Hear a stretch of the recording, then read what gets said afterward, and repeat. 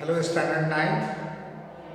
Going to discuss economic importance of bacteria and fungi, and it is part 5. Means already we have discussed 4 parts.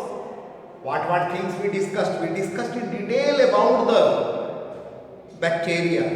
Everything about the bacteria, its economic importance, its harmful effect, its useful effect, everything we have discussed, and even the question answer also discussed and already sent. Okay, now we are going to discuss the rest part, economic importance of fungi. Okay, just an introduction about the fungi. We have 5 kingdoms. Okay, all the living organisms are classified in 5 kingdoms. Monera, Protista,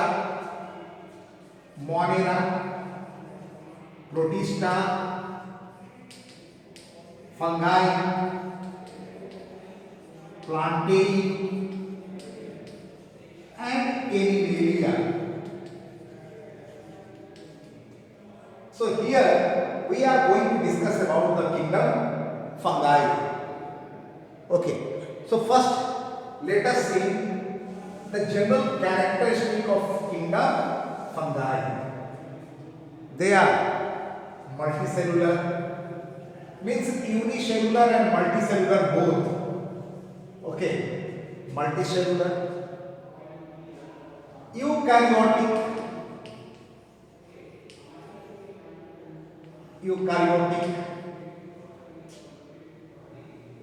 heterotrophic, means can't prepare their own food. It means either they will be saprophytic or parasitic. Their mode of nutrition will be heterotrophic or saprophytic. Okay.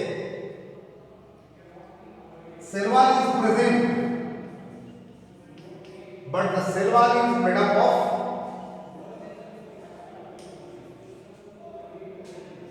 not cellulose as in plant cell.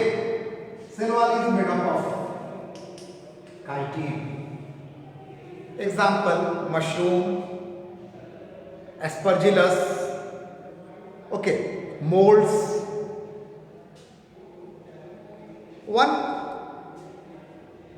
Some fungi are edible like mushroom, but other may be poisonous.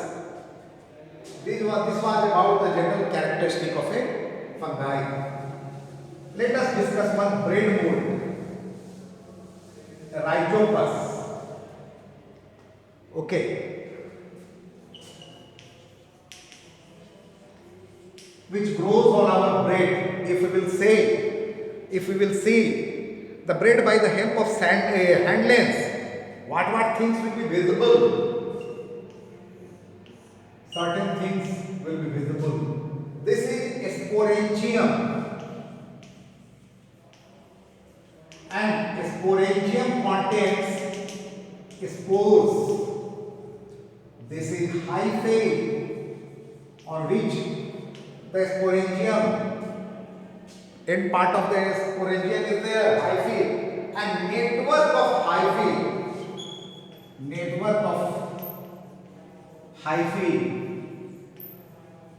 is mycelium.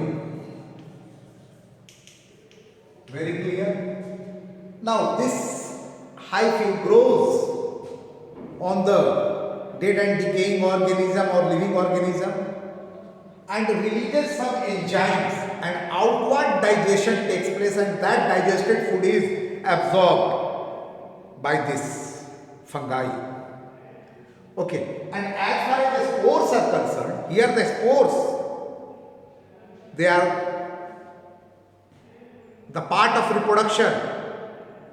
It bursts and each spores grow into a new fungi.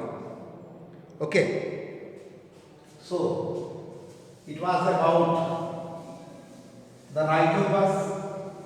Next, let us discuss yeast. one of the fungi. freely everywhere, one-celled fungi, unicellular, it grows on grapes, it contains vacuole, large vacuole, nucleus, nutrition, absorbs glucose or sugary substance, and respiration anaerobically. If it will respire anaerobically, it will produce what? Ethyl alcohol, C2H5OH. Now, economic importance. It is useful in the alcoholic fermentation. Alcoholic since anaerobic respiration takes place. So, it is useful in the preparation of alcohol or the wine. It is useful not only in this, in the preparation of idli, dhokla, jalebi, this is cakes, breads. This is useful. And we have also discussed that the first antibiotic prepared, that was not a bacteria, by the help of fungi only, penicillium, called Penicillium chrysogenum, and these penicillium may grow on the citrus fruits and spoil it. Okay. So antibiotics we have already discussed. What is antibiotic? What are the criteria for good antibiotic? What are the other uses of antibiotic? Okay. So this part we have already discussed. One thing we had to discuss in that harmful fungi, okay, ringworm and many diseases are caused. Okay, two common mold, one is the penicillium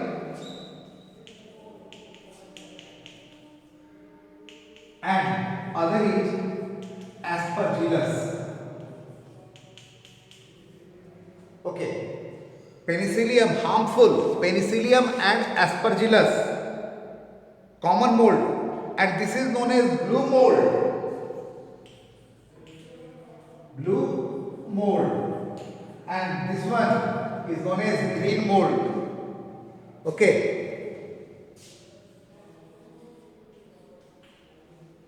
and they grow on the citrus fruit. Now we will discuss in detail about the role of fungi in industries, and very important role it has got in wine industry. Okay, which we will discuss in the next video. Today up to this much. In the next video we will discuss what is the role of fungi. Means I will teach you, I will discuss how wine is prepared, what are the characteristic feature of wine. We will also discuss about the cheese and about the cultivation of mushrooms. Okay, edible mushroom. So today up to this much. In the next video we will discuss the rest part. Thank you very much.